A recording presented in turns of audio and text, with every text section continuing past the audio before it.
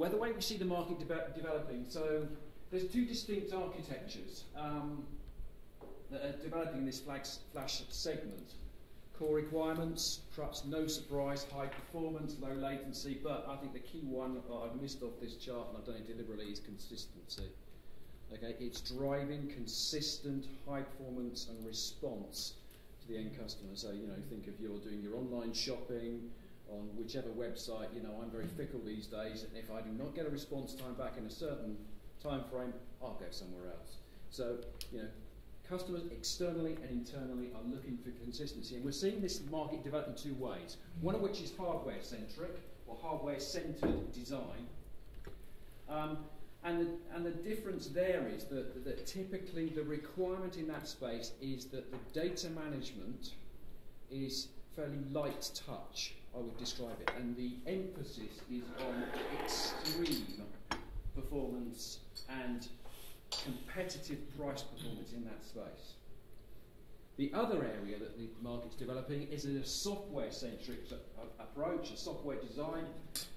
Again, emphasis on price performance and the balance of those price performance and those features, but with robust data management, you know, included within that software-centric approach. And you know, the cliches are out there that Flash changes everything, and you know, it's a disruptor, a differentiator, and I agree, and you probably will, with all of that. But one thing that does not change is the customer's requirement for data management and robust data management. So in a hardware-centric approach, you would say, well, data management typically appears in the application layer, and it moves up the stack into the application layer, and this layer is focused on the performance. In the software-centric, it's the balance between the performance and the data management capability. And you know, we are leading in both of these distinct architectures. We're leading that market. And just to give, you know, just to put some detail on that, I'm not going to dive into any of the technical details. So on my left, we have the hardware, the HDD approach. You know, that's the typical, that's what we all know, we're all used to. And for that area, we've got the E-Series and the FAS solutions. You just heard reference from John. E-Series, which is hardware-centric, with less of a focus on data management. The FAS series, much more, a much richer set of data management capabilities that are brought in through Ontapp. Yeah. So that's in the HDD zone. Now, in the hybrid space, which we see as a high growth space, you know, in this space you can address the majority of workloads, and I think, you know, one thing that everyone's going to be focused on more so is, you know, the role of the capacity planner and the performance management personnel. Understand your workloads, understand where Flash fits, where the price point is, what workloads you're intending to accelerate, and which ones you just want to automate. You just want Flash just to be part of the portfolio. You know, it's there, it accelerated automatically. It's auto-tiered, if you like. And we have two approaches there. You've got the FAS series, which John spoke about. Now you can include Flash cache in the controllers. I'm not going to go into detail. Or Flash pools, which are SSDs. So you've got cache that sits in the controller, or SSDs you can put in the drive trays. Okay? And you can put your applications on here, your workloads on here, and it will automatically favour the hot pages, the hot blocks, and put them in the right tier. So move them automatically to what workload needs what performance at what time. Customer needs to do nothing. Yeah, it's automatic. And again on the E-Series, so this is data management rich. So Ontapp brings rich data management to this, so I can do my cloning, my mirroring, my thin provisioning in this tier. Where I want to focus on very high performance and my data management is done higher up the stack in the application, I've got the E-Series. and we can combine SSDs in the E-series product, again forming a cache, an auto-tiered cache. And then you've got the flash only, or the all-flash array space. Okay, so this is, you know, and again, it's around understanding the requirements of the customer, the requirements of the workloads, but there's absolutely, you know, we've seen a lot of success in this space.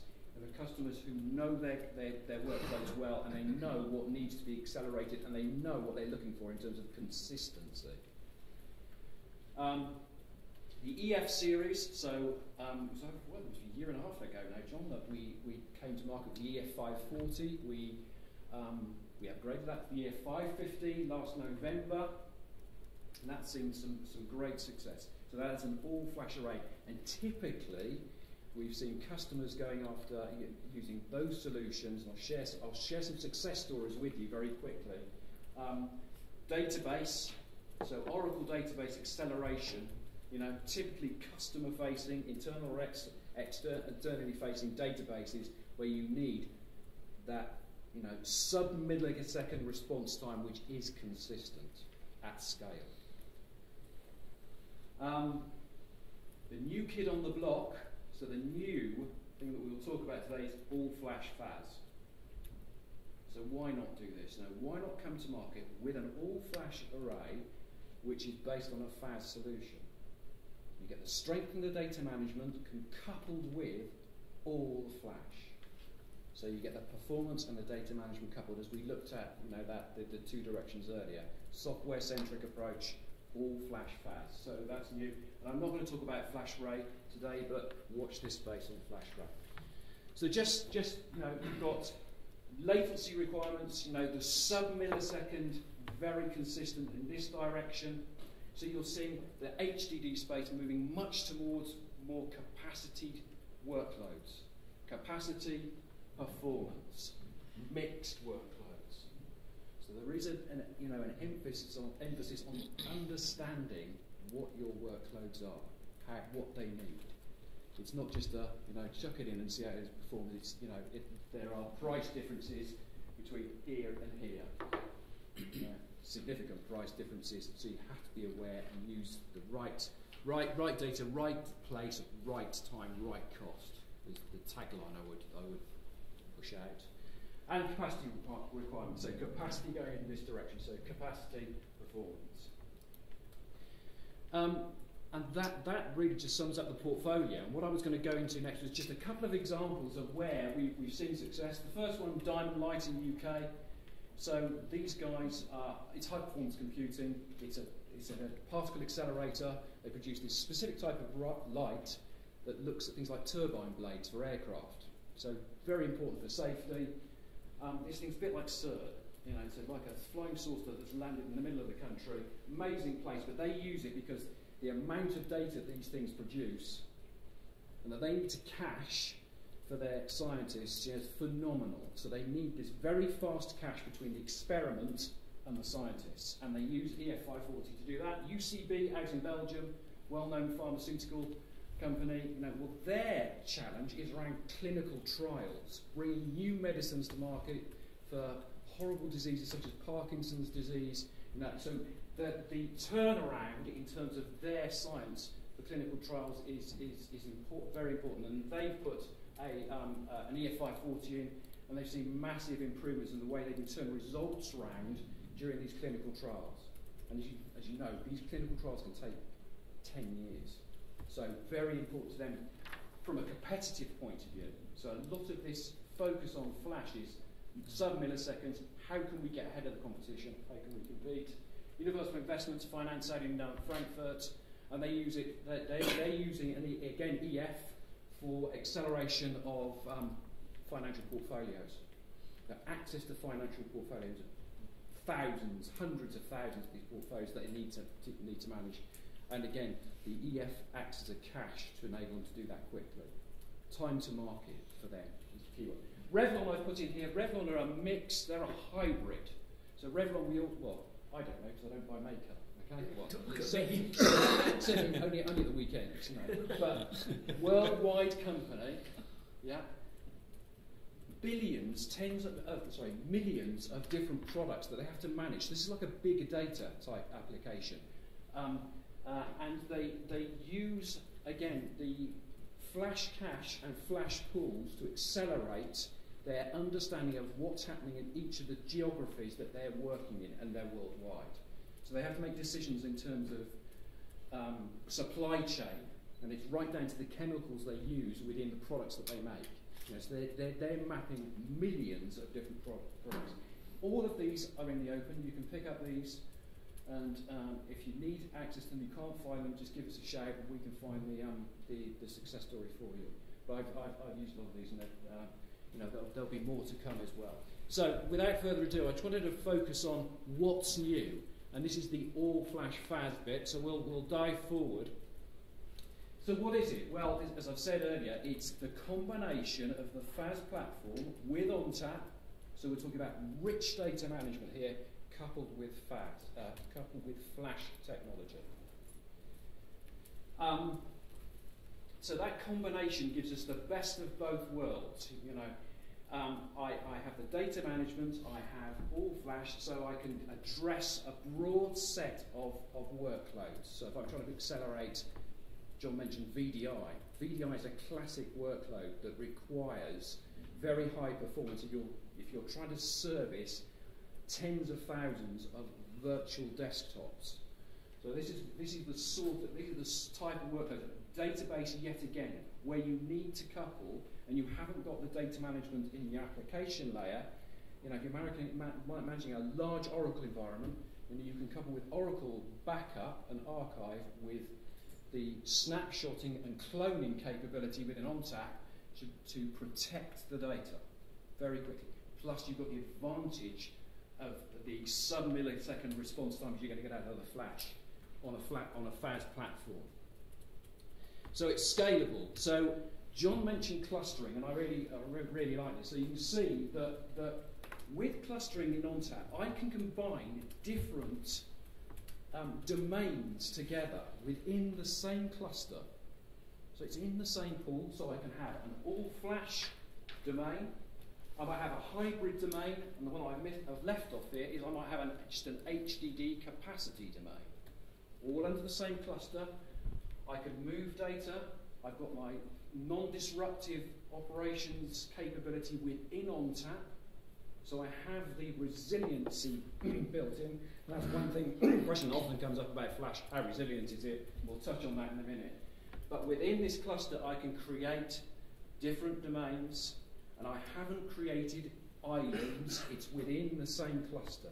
So I can move, I can balance as my business changes and new requirements come in for high performance, I can make sure the data exists within the domain that's going to provide that performance, plus I've got the inherent data management capability built in. So very powerful proposition. And I think that is completely differentiated, certainly within the Flash market today. Yeah. The examples that you gave are all extracted from large accounts issue. Does that mean that for the mid-market it's still too complicated and not affordable financially? So the examples I gave, yeah, they're fairly compact examples, but I would say a little Flash goes a long way. One of the big, for large organisations, one of the challenges they had was achieving a particular performance profile, and to do that, they typically have to do things like short stroking. I don't know whether you've come across this term, right? Okay, so hard disks, in order to get the performance out of them, you had to put a lot of them in the cabinet, because they would only deliver a certain amount of IOs capability, and then the performance would drop off. So the way that you architected these systems, where you put a lot of them on the floor, and you put a very small amount of data across each of the spindles, then you would get the performance. Yeah. In the Flash environment, you can replace those, and we've seen this, thousands of spindles, hard disk drives, with just 24 solid state drives. So 1,000 to 24. So in terms of making the case, for those that have had to over provision, yeah, you've got all the benefits in terms of power, cooling. So it's quite a calculation, but the TCO, you know, is really positive in all cases that I've seen. Yeah, it's a positive TCO. It's, you know, you've got to have the tools to be able to do it, and we've developed those to enable customers to actually go and size different environments for different I/O workloads. So that over-provisioning example is just one example of where we've seen success.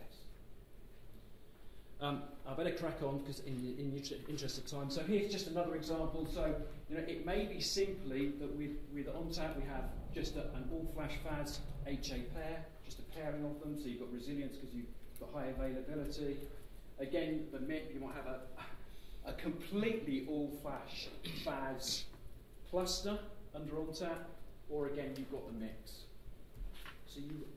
So just the point I wanted to make here is the flexibility this gives you as the customer, and I don't have to go out and spend the money in teaching my staff how to learn to operate in a new environment and learn all the new skills and ingest all those skills and create just another island of understanding around a new data management domain. You know, if I've already invested in FAS, you know, I can scale out in terms of capacity and scale up in terms of performance. Very neat. So John sort of covered this, but you know, I'll just make the point. Sort of, you know, in our world, we think that the understanding of the workloads of the customer, understanding the customer's customer, if you like, that makes sense. You know, what's driving their business is going to be key in terms of the way workloads need to map the performance requirements that they require. Hence my point that, you know, that capacity planning, performance management capabilities is coming back, sort of, if you like. So, again, workloads. So I've just mapped onto here the way that the landscape is looking in terms of, you can see that the all-flash space, again, VDI and database workloads seem to be, and the examples I showed you, the success stories, a lot of those were database examples, Oracle databases, and they were looking to accelerate that Oracle database. But key point was consistent response time, consistency. Blue space, hybrid, and you've got your sort of big data, HDD space, things like playing out a sequential type workloads like video is a very good example there. But you know, sequential here, highly random over here. That's another way to actually look at the workload. You know, how random is it in the way it's accessed? The more random it is, Flash loves random. Okay, and hard disks don't like random. So, reliability. So this often comes up a lot. You know, well, Flash, it wears out, doesn't it? You know, we've heard all these stories about it wears over time. That's a done deal now. We know exactly how Flash performs over its lifetime, and hence you'll see, you know, we now offer a 5-year warranty regardless of the number of writes. So Flash storage wears out with the number of writes you do to it. Okay, and we've put capability into ONTAP, which does things like coalesce writes. So it brings all the writes together, and it puts them together in memory, and then it does one write rather than lots of them. Yeah. And hence, and we know a lot because we monitor it exactly what reliability we're getting out of Flash, and it exceeds hard disk by quite a significant factor. What after that 5 years warranty period? You just stop supporting that? Well. Good question. Well, typically, you know, most customers will have done a refresh in that time anyway, and that's much in excess of anything you'll see in the hard disk world. You know, okay. So what we're saying is that this wear leveling and wear management in Flash is a non-story now. Okay, you know, we're seeing Flash reliability which exceeds hard disk. You know, so let's stop having the conversation. You know, it will outlive a hard disk drive. Okay, but my question was serious. No. What happens after that 5 years? You stop supporting. You give a message to your customer that stop using it now because it will fail tomorrow. Or should we? So yeah. A thought on that. Yeah, go on. So first thing is we offer extra warranty up to a point. Yes. So this is you can warranty extend it with the first period. Second thing is that we always had an end of availability and then end of life period. So after we announce end of availability, i.e. you can't buy it. Hardware, I think it's 3 years, and software is 5 years or something like that. The other thing is we've got 2 customers in the UK that are competing to see who can run the oldest Netapp system, and they're about 14 years old. Okay. So just because it's out of warranty doesn't mean it might have value for some scratch space or for some other things. So I think we're sort of going the wrong direction here. This is about Laurence's point is about that you don't have to worry about warranty, which is what everybody else does. Okay. Yes. Okay. And you, to John's point, you can extend it. We have the procedures that allow you to do that. So you don't put in the firmware some time bomb and stuff like that. That's it. You have to swap it out. No. No, I'm done now. So just very, very quickly, where does the all-flash FAS apply? So these are the systems, pre-configured systems. We made it easy through for the customer to acquire these, for the channel partners to present them. So these are some pre-configured solutions that we've put together to ease the process for the customer. Single SKUs for each one of these, and the 8000 series is absolutely sort of customised for Flash. So hence that's why we've chosen that range. Just a few headline numbers. John went through this morning. I think this is probably the big one. We shipped more Flash in Q4 than the whole of the market around us did, and it's a very complex, confused market, but we're shipping a lot of Flash. I think it was something like 70 to 80% of the systems. 70% of the systems. I think it's 80 at the high end. It's 80% of the systems that ship now include some form of Flash capabilities. You can see where it's driving. And 1000 EF540 EF range, thousands of these sold. I think the new number here, John, is 500, isn't it? 500 all-flash FAS have already been sold. So it's, I'll duck down and later to take some pictures. So, and just in summary, so I won't dwell on this too. So as John said, we've updated the architecture. We've included this new capability of all-flash FAS, which we think is a great fit for the market that wants rich data management coupled with Flash performance. And really that's what I'm saying here. All-flash FAS, the performance and the data management are going to be key. Customer doesn't have to relearn. So I hope that's yes. Yes. Can you give some additional detail about the write process? Do you do deduplication before you write to Flash? Yes, you can do. So all of that great feature functionality that's in ONTAP today. So deduplication is another feature of ONTAP, as is flex cloning. So a lot of customers using flex cloning for Oracle databases to create usable copies.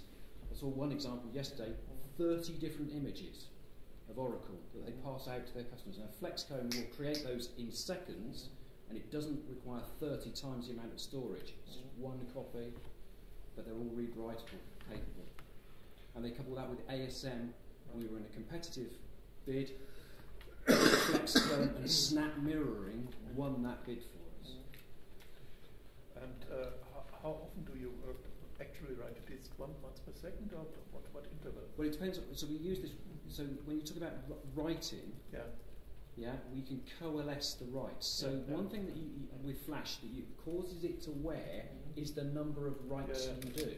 So you can coalesce them, and of course we've got non-volatile RAM, NVRAM. We don't want to get too technical, but you can bring those writes together and then destage them once you have enough to fill a block, and then you're not.